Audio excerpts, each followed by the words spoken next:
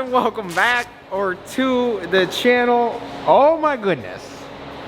This is something probably every single one of you wanted for the longest time. Like this kit car coming here and all these parts and everything here, and I had the detailing stuff here and the power washer out and all this stuff. And like I say, that side is still kind of a mess because I got the whole pretty much interior for the Banana Ram there, factory door panels and the Longhorn door panels. And then up there I got the seats and all that crap along the back wall that needs to go back in there. So that side of the shop will get cleaned up very shortly when we really finish, you know, the yellow Ram. We moved the sandblasting cabinet back here. We got our powder coating oven, we got our compressor, put the welder up here for now. But we're gonna go back and we're gonna do some powder coating today. So what's going on in here is I honestly don't know. So yesterday, the issue was the amp would pretty much constantly go in protection mode, other stuff like that. Not really any good, powerful sound coming to the front speakers. Figured that one out. I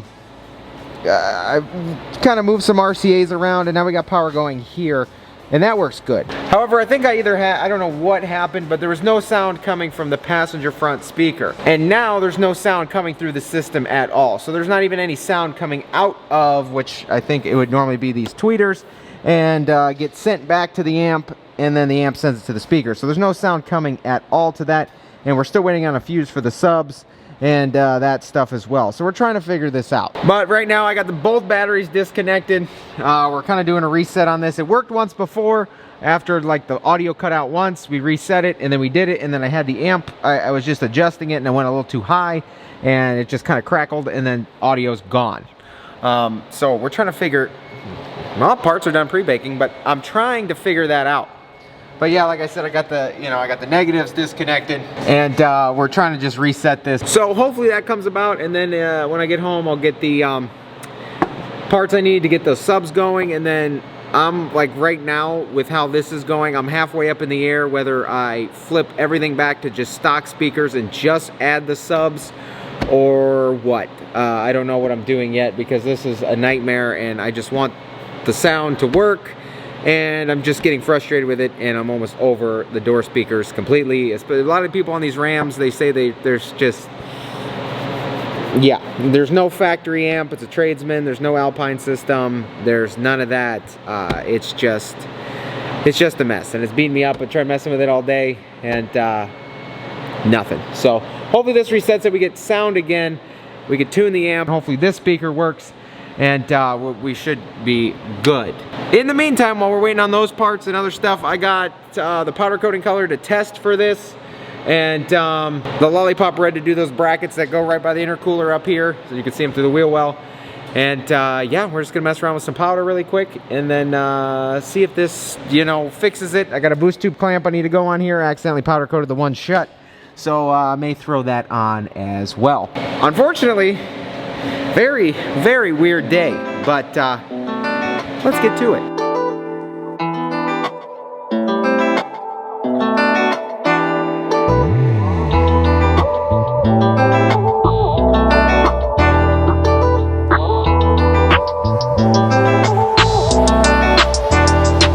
Alright guys, so as you know, for the longest time I've powder coated stuff at home, all the way from my SEMA truck to little things here, tumblers there. Like I said, the little spacers, the light bar, stuff like that. Powder coating, super simple process, and honestly probably the best thing you could even get into. And honestly, we're thinking about expanding this place here. I want to get a bigger oven. I want to do stuff, and then I almost want to, like, in the future offer that as a service. Because everyone needs powder coating, and I can't find a reliable person to get stuff done timely and all that either. So I'm considering sitting there and not say opening up a powder coating shop, but maybe, pretty much, but like not on a full scale level, because I obviously got to do, you know, builds and stuff, but I want to be able to do it all here, big lifts and all that. So that's coming in the near future, and that's one of those purchases I was talking about the other day, is we are going to get a big oven in here. It needs to be at least 8 foot, which is crazy, but it's going to be 8 foot. I think we could throw axles in there and some other long pieces if we need that. But yeah, that's in the near future. But for now, Eastwood just hooked me up with their new powder coating gun. Now this is the brand new, pretty much fresh redesign of the dual voltage powder coating system we had before. Those are radiating heat. So here we have the PCS 250 dual voltage powder coating system, upgraded ground clamp. So this, obviously dual voltage, low voltage, one coat, or the first coat, high voltage, large areas, and second coat on that. We got 3 different things to powder coat, and hopefully we can get them all done. Range of colors, different things, but a couple coats here and there. So let's see how she does.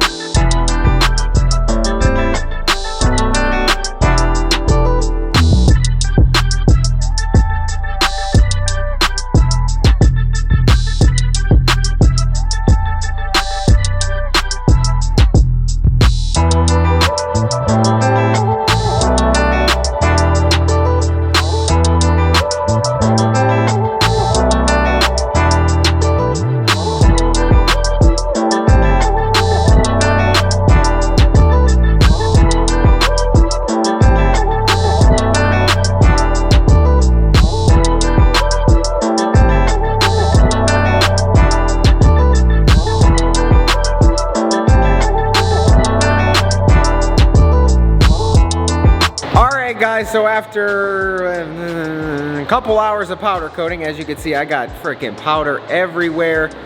It's a messy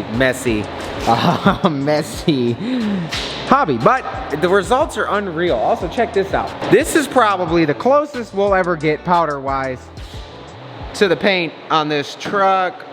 Yeah, there we go. But yeah, that's probably the closest we'll get, to be honest. I think it is the closest we'll get in almost a perfect match. I did this one because, okay, so this receiver goes in my 2.5 inch to break me down to a 2 inch, and then I can get the, I got powder all over the lens. But this is what takes me from a 2.5 inch down to like a 2 inch, and so when the Lollipop Red receiver gets back here, the hitch itself, if I ever need to break it down, whether I do a Gen Y or whatever on the other side of this you know, this drop, I don't really need a severe drop as my other truck, but maybe a small Gen Y in there. If I need to go and step down a size, now I've got a yellow, well, detonator yellow, it's actually called Jasper yellow, but detonator yellow receiver to go in it. So now I got a 2-tone hitch, which will look sweet. When we get that Gen Y, clearly we're gonna have to blast it, powder coat it, do the whole 9 on it. Maybe I'll even do it yellow with red inserts. I don't know. So I did some more research today on this situation. So the Amazon stuff just came, so when I was kind of fiddling with this box too, the speaker wires touched and fried this fuse in here, so I'm gonna have to replace this. I got a new one at home. We're gonna replace this. The sub amp will work. Here's the thing with this whole system. Like I said earlier, I'm like so close to just throwing the stock speakers back in there and just calling it a day. The only situation with that is we've come this far, so we're gonna try one thing I found online. Anyway, I found some guy online who did the same thing. It was like a Ram 1500, put a new 4-channel in it, and I don't know if it was the LCI or something, but it was an Alpine. It was a small Alpine that could fit behind the dash, and another small sub amp that could fit underneath the center console. But he did all of that work and there was no audio coming out of the head unit. What he said was, how this Uconnect works is obviously it sends, all these new trucks are so electronically smart, like that's how it knows there's a brake light out, that's how it knows there's a tail light out, license plate light out, blinker light out. The whole like CAN bus system and all of that crap that goes on in these newer vehicles, nothing simple anymore. And what's kind of happening, or what should be happening, or is happening, is that the wires coming out of the head unit are obviously coming to the harness, and where we tapped in, they are running, instead of running to the speaker, they're running to the amp. And after the amp, it puts a signal back out, all the way down each side, back to the speaker. But how the UKED works, and this whole CAN bus system works, is it knows there's a signal going to, you know, each of the speakers. So when something isn't right, it takes all the sound away and protects itself. So I ordered some resistors. We're gonna try those while the wiring's there. It's just kind of almost like a tap and go situation. I've got to figure out how the guy wired them. It's like positive to negative on the outboard, something like that. So pretty much it creates its own circuit and tells the UKED that everything is a-okay. I'm sorry for the long explanation, but I know some of you will probably run into this issue too. And those are gonna be here Friday, so the speakers won't even be close to being done by then. So we're gonna see what we can finish tomorrow for this video. We should have the stuff to get the subs in, but again, if we have no sound, that doesn't help us. I may be able to disconnect all the speakers I've put in. I still don't think that'll help, but yeah, we're gonna see what we can do. But pretty much I think the system's protecting itself because it's not getting the signal going to the speaker and back to the head unit saying, hey, everything's okay, it's not shorted out, it's not blown, it's not this, it's not that. So we're gonna try those resistors. If that doesn't work, I don't know. It's kind of almost more of a bigger headache than I wanted. I wanted to do this because I'm like, hey, let's do a 4-channel amp in this one. But I think at the end of the day, that everything's so technical that we're gonna end up spending way too much money on this sound system if it gets to that point, that I may just put the stock speakers back in, run the subs, because to be honest, this truck did not sound bad.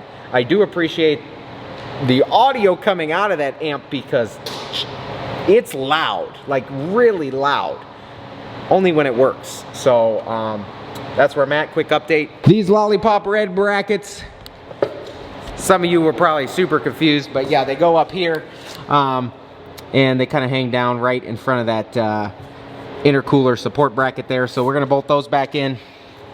You should be able to see them through the wheel liner. Just a little extra red, and they were already off, and figured I got 2 pounds of powder, why not do them? So that's what we did. We'll see what we can finish tomorrow. I'm sorry, I'm just trying to update you guys, because you know, when you guys see this thing at shows and stuff this summer, Instagram, YouTube, all the 9, I want to show you guys the whole process behind. Wow, it's getting like hot in here with that oven. My face is so red, but I just want to show you guys the whole process. How it's not just, let's go and have this perfect truck built. No, it's always a pain. Building trucks is never easy, never quick, never fast, and costs a ton of time, effort, and money. It's nuts. I'm just giving you guys the real deal here, not making it seem like it's a perfect world, because frankly, nothing ever goes as planned. So, just giving you the update, telling you guys the behind the scenes, and hopefully those resistors, when they come Friday, can fix this. Once again, it's almost 10 o'clock, and I'm gonna head home and be back here in the morning. So, let's see what we can finish tomorrow, and we'll go from there.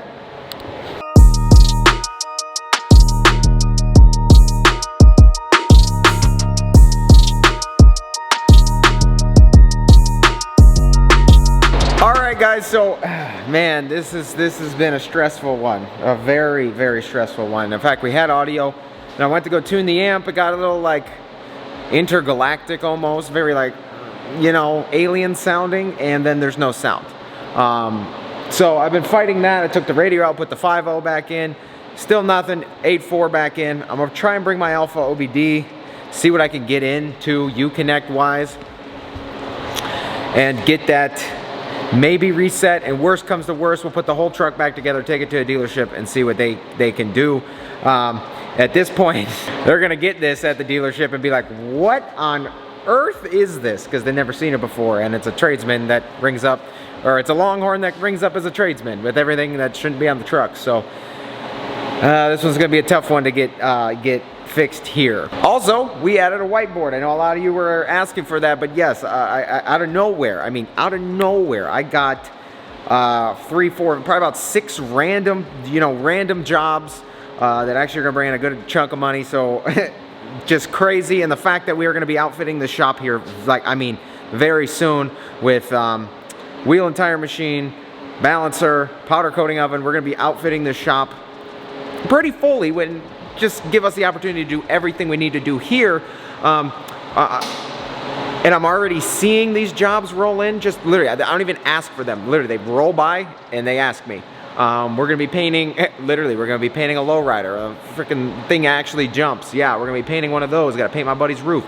Guy literally just stopped by, asked me, you know, just the people around here. Guy from next door wants a lift kit done. You know, it just this, that, and the other, and then they're gonna go tell people, and they're gonna tell people, and then I'm gonna just be rolling in all these jobs this entire summer.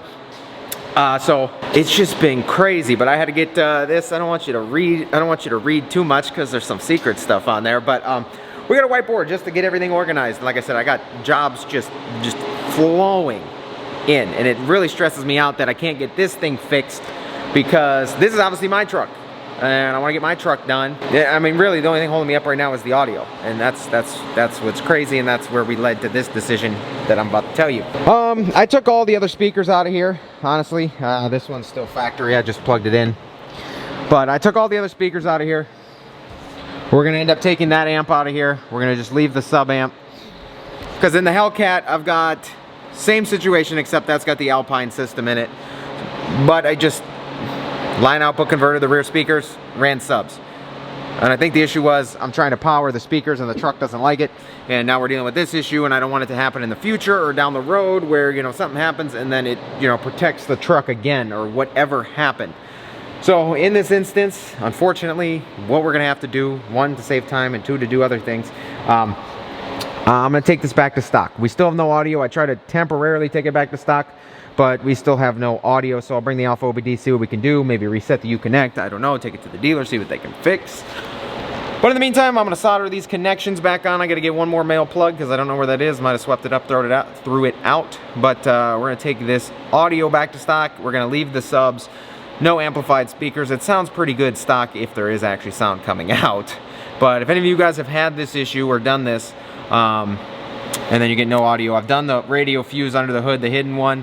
I've done the, like I said, I swapped it back to the 5.0 here. Still no audio. Put the 8.4 back in here. Still no audio. Honestly, just gonna take it to stock, door speaker wise, and we can get on and keep on keeping on. We'll get the stuff painted. This in, Longhorn door panels in, do all that. Get the Boost Auto parts mirrors painted and wire this whole interior. But yeah, you know, I've spent, this is probably about 3 to 4 days just on this audio, and I can't do it anymore. Honestly, it's just not worth it, especially when the truck doesn't like it. And yes, I can get the converter to do all that stuff correctly and stick it behind the radio and do all that, but it's another like $400, and I still have no audio coming out in the first place. That already sounded good in the first place. I don't know why I did this. And now I'm kind of biting my tongue here, because I'm like, I don't know why I did that. So we'll get it fixed. I know, you know, it'll come back. We'll get it fixed one way or another. But in the meantime, factory door speakers, and then we'll keep the subs.